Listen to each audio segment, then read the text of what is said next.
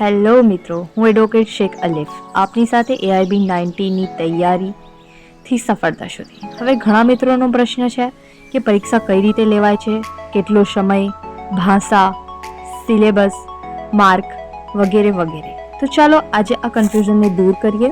AIBની પરીક્ષા paper base હોય છે, MCQ સિસ્ટમથી થાય છે. અને સમયની વાત કરીએ તો 3 કલાકનો સમય છે, જેમાં 30 મિનિટ વધારાના આપવામાં આવે છે નામ અને રોલ નંબર માટે. હવે કુલ 11 ભાષાઓમાં આ પરીક્ષા લેવામાં આવે છે. અને વાત કરીએ માર્કની તો કુલ 100 ગુણની આ પરીક્ષા હોય છે, જેમાં એક પ્રશ્ન સાચું પડતા 1 માર્ક આપવામાં આવે છે. અને ખુશીની વાત તો એ છે કે એક પ્રશ્ન ખોટું પડતા કોઈ પણ નેગેટિવ માર્કિંગ આપવામાં આવતી નથી.